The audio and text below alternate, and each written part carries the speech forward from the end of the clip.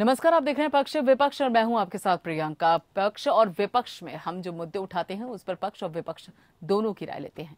आज हम बात करेंगे चीन की कम्युनिस्ट पार्टी के कार्यक्रम में वाम दलों के नेताओं के शामिल होने पर बीजेपी ने आपत्ति जताई है। जी हां, यहां पर चीन की कम्युनिस्ट पार्टी के कार्यक्रम था और वाम दलों के नेताओं के शामिल होने पर सीधे सीधे बीजेपी ने आपत्ति दर्ज करवा दी है। चीन की कम्युनिस्ट पार्टी के 100 साल पूरे होने पर चीनी दूतावास की ओर से आयोजित शताब्दी समारोह में वाम दलों के बड़े नेता शामिल हुए और इस आयोजन में सीपीएम के सीताराम येचुरी और सीपीआई डी राजा, लोकसभा एमपी एस सेथिल कुमार और साथ ही फॉरवर्ड ब्लॉक के जी देवराजन शामिल हुए थे। और ये कार्यक्रम चीन की कम्युनिस्ट पार्टी के 100 साल पूरे होने के मौके पर हुआ। चीन के साथ सीमा पर जारी तनाव के बावजूद इस समारोह में हिस्सा लेने के लिए बीजेपी ने वाम दलों की आलोचना की। पार्टी का कहना है कि राष्ट्रीय हितों का विरोध और दूसरे देश के प्रति निष्ठा वाम दलों की पुरानी परंपरा है। उनकी निष्ठा भारत के प्रति नहीं बल्कि रूस और चीन के प्रति है। बीजेपी सांसद रीता बहुगुणा जोशी ने कम्युनिस्ट लीडर्स के चीनी दूतावास के कार्यक्रम में जाने को शर्मनाक बताया। रीता बहुगुणा जोशी ने कहा कि चीन लगातार भारत को धमकी देता है और पाकिस्तान का साथ देता है, हमारी सीमाओं को असुरक्षित करता है और ऐसे में राष्ट्रीय हित में वाम दलों के नेताओं को ऐसे समारोह में दूर रहना चाहिए। जो अभी कोविड में हुआ, जिस प्रकार की भूमिका चीन की रही, जिस प्रकार के संदेह उनके प्रति और बहुत ही शर्मनाक और आपत्तिजनक है, खेदपूर्ण है कि वे लोग चीन के कार्यक्रम में शामिल हुए हैं। वहीं एक और बीजेपी सांसद और पार्टी की बंगाल इकाई के अध्यक्ष दिलीप घोष ने कहा कि जब अमेरिका ने वियतनाम पर आक्रमण किया था तो उन्होंने कम्युनिस्ट को दशकों तक विरोध प्रदर्शन करते देखा था और वे कहा करते थे कि चीन के चेयरमैन ही उनके चेयरमैन हैं।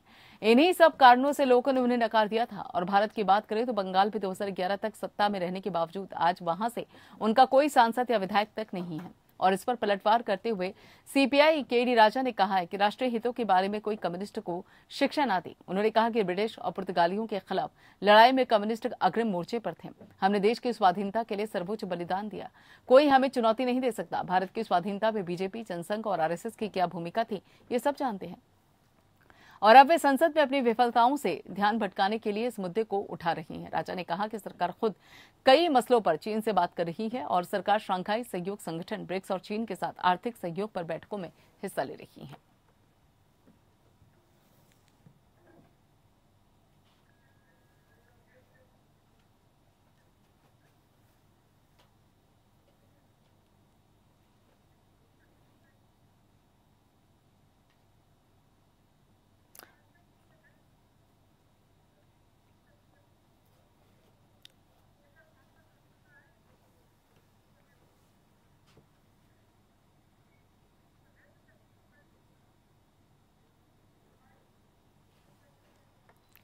तो पक्ष विपक्ष में आज हम बात करेंगे कि जिस तरीके से चीन के कार्यक्रम में बाकायदा यहाँ पर लेफ्ट के नेता पहुंचे हैं, उसके चलते बीजेपी के पेट में काफी दर्द है कि आखिर वो वहां पर गए क्यों, खासतौर पर तब जब सरहद में चीन के साथ तनाव बना हुआ है।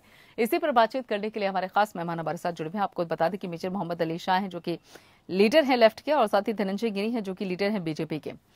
मेजर मोहम्मद अली शाह साहब, चीन के साथ इस वक्त क्या परेशानी चल रही है सरहद में, अच्छी तरह से आप वाकिफ हैं। बाकायदा चीन के सामान को लेकर भी, बहिष्कार को लेकर भी यहाँ पे कवायदें देखने को मिली थी देश के अंदर, और यहाँ पे लेफ्ट के नेता ही येचुरी साहब और बाकी लोग वहां पर पहुंचते हैं कार्यक्रम में। इसको लेकर भाई सवाल तो उठेंगे ना, या आपको लगता है कि सवाल उठाने ही गलत है? नहीं प्रियंका मैडम, आपकी बात 100% जायज है, सवाल उठेंगे, कोई शक की बात नहीं। और सब जानते हैं अभी तनाव चल रहा है चीन के साथ में और इस वक्त, मगर मैं आपको ये बोल, तो सवाल बिल्कुल उठेंगे। लेकिन एक बात, मैं कोई तरफदारी नहीं कर रहा हूँ किसी की, मगर मैं यही जरूर कह रहा हूँ कि मैं खुद बहुत खिलाफ हूँ चीन के। मैं खुद आपको बता रहा हूँ, पर्सनली मैं खिलाफ हूँ चीन के। और इसके अलावा, मगर अभी जब लेफ्ट नेता वहां पे गए थे, पहली बात तो उन्होंने कुछ भी इंडिया या पाकिस्तान के बीच तनाव के बारे में टॉक नहीं, ठीक है। दूसरी बात, क्योंकि मैं बिल्कुल जायज मानता हूँ कि जो बातें उठ रही हैं और सवाल उठ रहे हैं और उन्हें उठेंगी, बिल्कुल उठेंगी, और इसमें मैं कोई कोई दो राय है ही नहीं। पहली बात, मैं ये बात साफ क्लियर कर रहा हूँ मैं पहले। और मगर एक बात मैं और ये कह दूं, अभी 12th round of military talks अभी चीन के साथ होनी बाकी हैं। हम लोग उनके साथ डिप्लोमेटिक टॉक्स करते हैं, बॉर्डर पे तनाव है, ठीक है। हम लोग पार्लियामेंट में बात करते हैं, हमारे इनके डिप्लोमेटिक टॉक्स होते हैं। आप उस दौरान फर्ज करिए, आपको एक एग्जाम्पल देता हूँ, कुछ ऐसे हिंदुस्तानी हैं जिनकी शादी हुई है, अभी नहीं, पहले काफी टाइम पहले हो रखी है चीनी के साथ, या तो इंडियन मेल हुआ और चाइनीज लेडी के साथ शादी हुई है, या चाइनीज मेल और इंडियन लेडी की शादी हुई है, ऐसा हुआ है।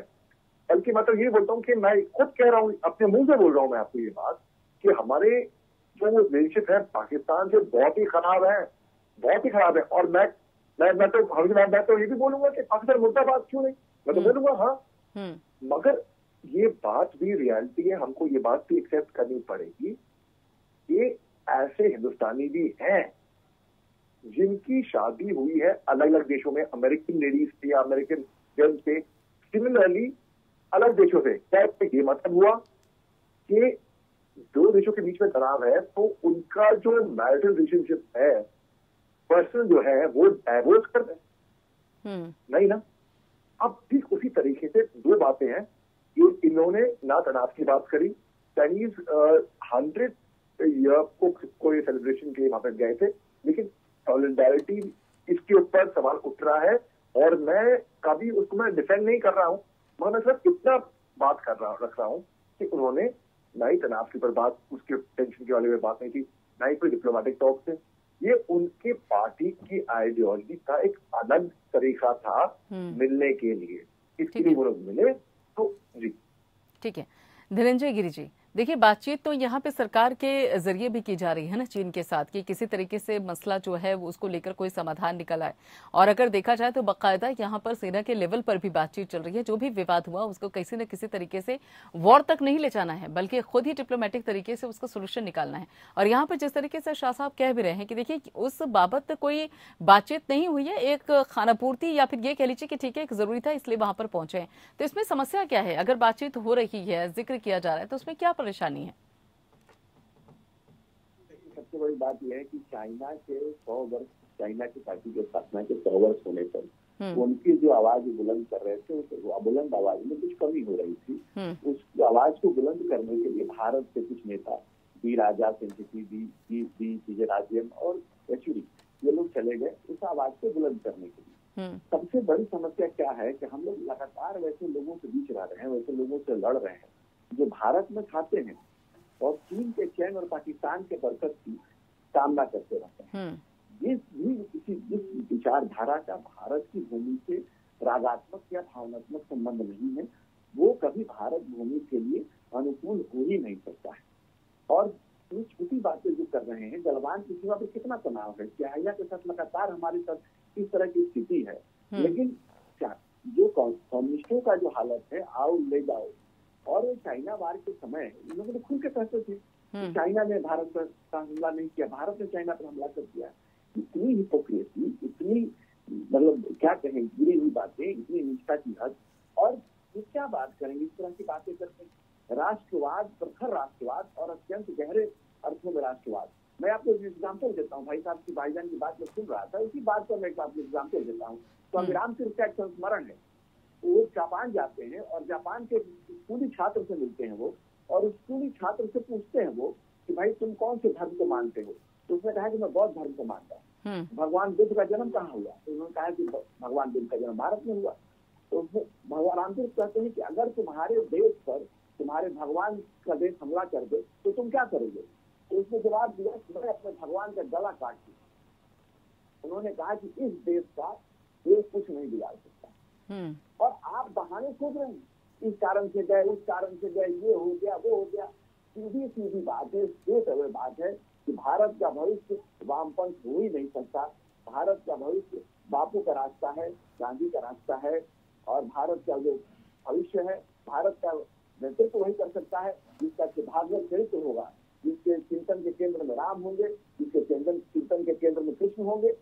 बापू भी इस देश के बापू इसलिए बन पाए क्योंकि उनके कमर में गीता और मुख में राम, ये बापू के रहा। और आंखों में जो सपने थे वो राम राज्य के सपने थे, जहाँ कोई कॉम्प्रोमाइज नहीं, किसी तरह की कोई बात नहीं, राष्ट्रवाद के मुद्दे पर कोई कॉम्प्रोमाइज नहीं होगा। और आज हमारे देश के परम आदरणीय प्रधानमंत्री नरेंद्र मोदी उसी राम राज्य के सपने को साकार करते हुए निरंतर अग्रसर हैं, आगे बढ़ रहे हैं। मार्क्स में कम्युनिस्ट मार्क्स का जो सिद्धांत है वो पूंजी का है। पूंजी पर उन्होंने किताब लिखी, पूंजी पर आगे बढ़ा। पूंजी को बाजार बना करके, बाजार को साम्राज्यवाद का औजार बना करके चाइना पूरी दुनिया में किस तरह से साम्राज्यवाद को फैला रहा है ये किसी से छुपा हुआ नहीं है। पूरे आज के डेट में जो ये वायरस का मामला चल रहा है कि पूरी दुनिया चाइना की तरफ मुंह करके खड़ी है। चाइना के बॉर्डर पे खड़ा है और आप किस तरह की बातें कर रहे हैं कि ऐसा हुआ होगा वैसा हुआ होगा। ठीक है, ठीक है अली शाह साहब, ठीक है अली शाह साहब, इस बात का वैसे जवाब बनता है कि जब गलवान घाटी में क्या हुआ उससे आप भी अच्छे तरीके से वाकिफ हैं, हम भी अच्छे तरीके से वाकिफ हैं, और किस तरीके से कोरोना वायरस को लेकर भी दुनिया की नजर इस वक्त चीन पर है। ऐसे में कई ऐसी परेशानियां हैं जिसको लेकर चीन को लेकर बाकायदा संदेहास्पद स्थिति बनी हुई है, हालात वैसे बने हुए हैं। और ऐसे में जब एक देश का माहौल इस वक्त चीन के खिलाफ है, उस बाबत भी बाकायदा आप वहां पर उस कार्यक्रम में पहुंचते हैं चीन की कम्युनिस्ट पार्टी के 100 साल पूरा होने पर, तो इस बाबत क्या आपको नहीं लगता कि कहीं ना कहीं जनसंघ के बीच में, जनता के बीच में लेफ्ट को लेकर एक असमंजस की स्थिति तैयार हो जाएगी? जी, मैं आपको एक एग्जाम्पल देता हूँ। देखिए, अभी जो गिरी साहब ने जो बोला, मैं उनका बहुत सम्मान करते हुए, बहुत आदर से, और मैं उनकी बात से काफी हद तक मैं इत्तेफाक रखता हूँ, ऐसी बात नहीं है। उन्हें कुछ गलत नहीं बोला, उन्हें बल्कि बहुत ही सुलझी हुई और बहुत ही मैच्योर तरीके से उन्होंने समझाया, इसलिए मैं उनकी बात का बिल्कुल कई हद तक इत्तेफाक भी रख रहा हूँ। लेकिन मैं ये बात आपसे पूछता हूँ, गिरी जी से भी, आपसे भी मैडम, देखिए, लड़ाई झगड़ा किसी को पसंद नहीं, मानते हैं, सब शांति से जाते हैं, और खासतौर से हिंदुस्तान जो एक बहुत ही शांतिपूर्वक देश है, तो कभी भी हमेशा हिंसा का रास्ता नहीं अपनाया हमने, और हमने हमेशा दूसरे मुल्क की मदद करी है। अभी अफगानिस्तान के चीफ इंडियन आर्मी के अफगान चीफ आने वाले थे हिंदुस्तान, शायद मदद मांगने के लिए, मिलिट्री एड के, हम तैयार थे उनका स्वागत करने के लिए। लेकिन मुझे मेरा ऐसा मानना है कि अभी हमें ट्रूप वहां पे नहीं मुख्य है, वो अलग बात रही। मगर इससे मैं ये समझा, अगर दो लोगों के बीच में झगड़ा है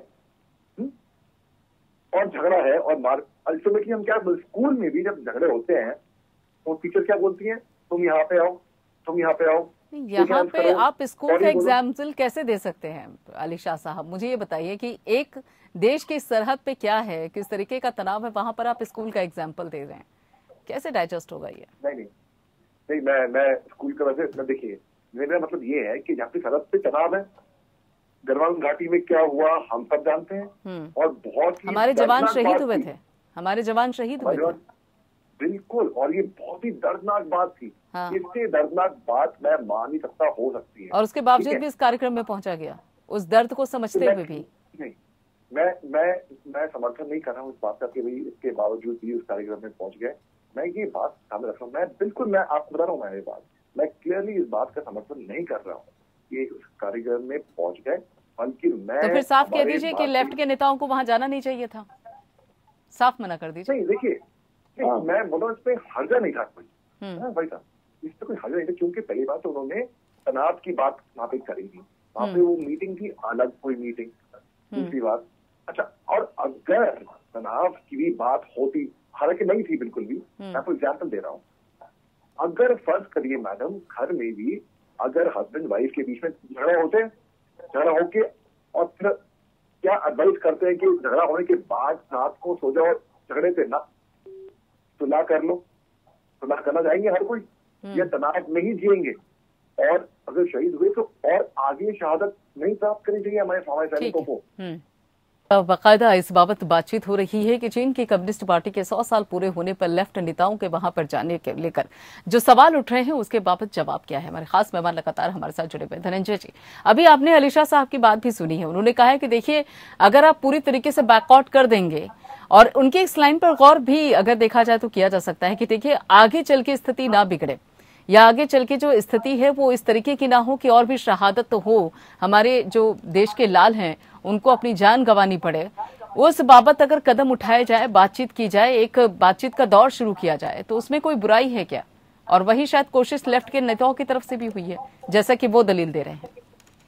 प्रियंका जी, भाई साहब की बात का मैं क्या कहूँ, ये तो वैसी बात है कि मतलब इसका कोई एग्जाम्पल ही नहीं है, मतलब इसमें क्या कहा जा सकता है। अगर बात करना है तो सरकार करेगी, ये उनके 100 साल पूरे होने पर जाकर हम नारा लगाएं, तो हम उनके 100 ईयर्स पर बुलंद आवाज दे रहे हैं ना, तो उसमें बात कैसे होगी? हमारे यहाँ तो कहा गया है कि अहिंसा परम धर्म, हम लोगों ने अहिंसा के परम धर्म कहा, हमने तो चाइना को बुद्ध दिया, चाइना ने हमको युद्ध दिया, 65% जहाँ बुद्ध को मानने वाले लोग हैं और जहाँ चाइना को लाओत्से का देश आज माओत्से का देश है, हम इस बात को कैसे भूल सकते हैं? लाओत्से को अगर आप पढ़े तो लाओत्से के क्या विचार हैं, कबीर के समान है, और आज लाओत्से का देश माओत्से का देश है। अगर आप अहिंसा और अहिंसा की बात करते हैं तो मुझे महात्मा गांधी से पूछा गया कि आप तो अहिंसा के पुजारी हैं। गांधी ने कहा लेकिन अगर हिंसा और कायरता में किसी एक को चुना हुआ तो मैं हिंसा का चयन करूंगा। हम अहिंसा के पुजारी हैं लेकिन कायर नहीं बन गए हैं, हम किसी की दया पर नहीं है। अहिंसा परमो धर्म ये हमारा घोष वाक्य है, लेकिन उसकी अगली पंक्ति है तो धर्म हिंसा तथा उत्तर। लेकिन अगर धर्म के लिए बदलना पड़े और अपने आप को कुर्बान करना पड़े, अपने आप को बलिदान करना पड़े तो हम सदैव सज्जन। और हमारा धर्म है कि हमारे भारत की पग भूमि हमारी है।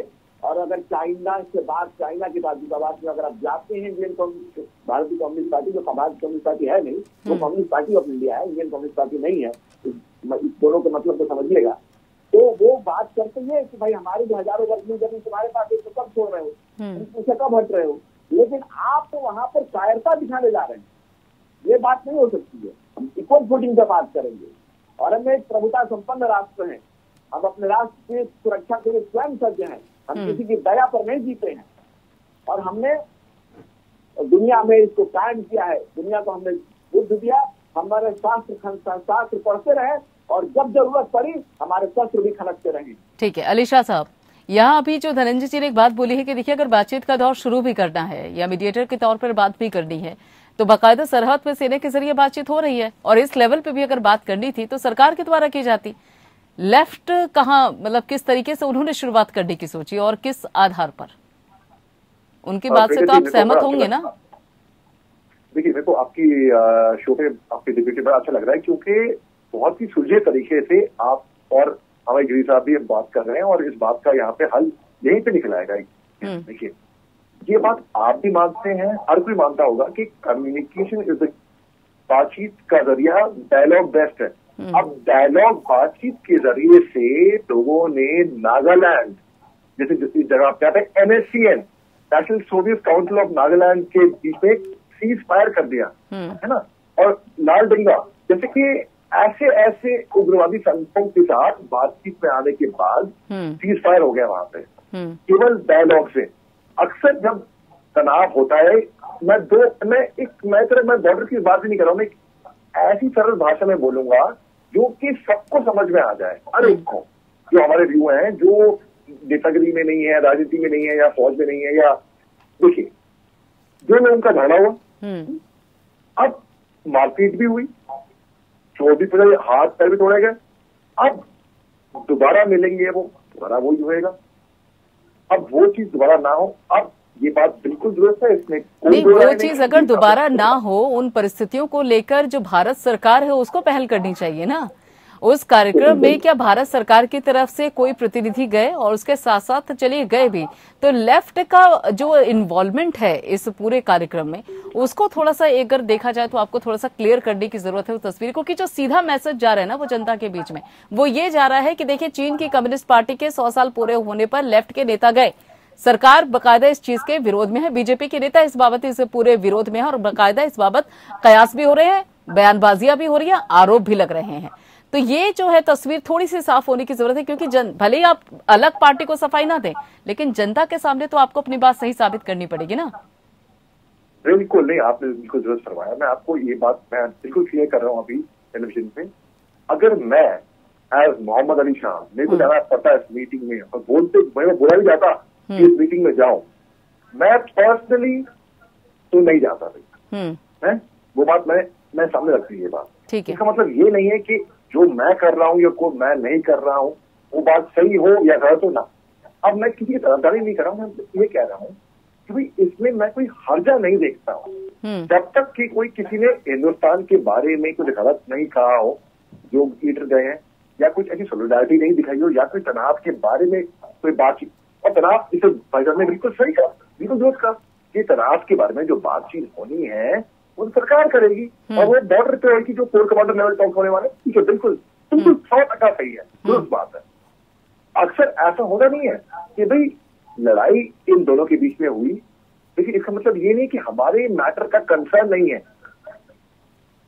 कंसर्न फिर भी उनका होगा, क्योंकि at the end of the day कुछ भी बोलो भाई, जितने भी लेफ्ट के लोग हैं वो भी हिंदुस्तानी ही है आखिर तौर पे। तो और सरकार भी आप ही की है, सरकार भी बिल्कुल मानते हैं, हमारे सेंटर पे है, सेंटर पे प्रधानमंत्री वो किसी एक पार्टी के नहीं है, पूरे देश के है। तो इस बाबत अगर कोई कदम उठा रहा था तो एक बार चर्चा या मैसेज तो जाना चाहिए था ना। और वही सवाल यहाँ धनंजय जी उठा भी रहे हैं। नहीं, मैं बिल्कुल से कबूल करता हूँ कि भाई जो सरकार है वो सेंटर पे जो है वो अभी रूल वो पावर में है, इसमें कोई शक की बात नहीं, कोई दो राय नहीं है कि अगर कबूल है या नहीं कबूल है। भाई कबूल है, सबको मालूम है कि सरकार तो वही है। मैं सिर्फ इतना कह रहा हूँ कि अगर जब लेफ्ट के नेता वहां पे पहुंचे, वहां पे मीटिंग में, और अगर और जो कि हुआ भी नहीं है, इन्होंने हिंदुस्तान के खिलाफ तो पहली बात तो कुछ नहीं कहा, अपने देश के खिलाफ कहना भी नहीं चाहिए, कहना भी नहीं चाहिए, किसी को भी नहीं कहना चाहिए, बिल्कुल। और कहना भी चाहिए उसको तो बिल्कुल गद्दार मानेंगे, दैट विल बी, वो मतलब माफी के बाहर है वो बात। हाँ। अच्छा, रही बात उनकी वहां पार्टी के जाने की, इसमें जो लोग उनके उंगली उठा रहे हैं और सुतू कर रहे हैं और सवाल उठा रहे हैं, इसमें मैं उनको भी गलत नहीं ठहराऊंगा। उनकी भी अगर भावनाओं को समझाया जाए तो समझेंगे। ठीक है, क्यों भाई, आप है ना, उनकी बात गलत नहीं। ठीक है धनंजय, आखिरी टिप्पणी जल्दी से। ठीक है धनंजय जी। सुंदर जी, देखिए मैं तो भाईजान का शुक्रिया अदा करूंगा कि ये इन्होंने मोटे तौर पर इस बात को एक्सेप्ट कर लिया कि इनका जाना गलत था, अगर ये उनकी जगह होते तो नहीं जाते। तो लेकिन देश के जो लाखों करोड़ों युवा हैं वो उनके सामने कम्युनिस्ट पार्टी का चेहरा जो है वो क्लियर हो गया, और इसी कारण से देश की कम्युनिस्ट पार्टी धीरे धीरे खत्म हो रही है। और ये जितना जल्दी खत्म हो जाए राष्ट्र के लिए इतना ही विस्तारित होगा। और सबसे बड़ी बात यह है कि देश में इस तरह के लोग की कोई कमी नहीं है जो देश के रहते हैं और लेकिन देश के खिलाफ काम करते हैं, देश के खिलाफ सोचते हैं। उनकी चेतना और प्रेरणा के केंद्र में भारत भूमि दूर दूर तक नहीं है। ऐसे लोगों से देश की युवाओं को, आने वाली पीढ़ियों को, आने वाली नस्लों को सावधान रहने की जरूरत है। चलिए ठीक है, बिल्कुल आपकी बात पूरी आ गई धनंजय जी, और बहुत बहुत शुक्रिया आप दोनों का इस कार्यक्रम में जुड़ने के लिए, इस चर्चा में शामिल होने के लिए। फिलहाल पक्ष विपक्ष में इतना ही, बाकी खबरों के लिए आप जुड़े रहिए एबीएन के साथ।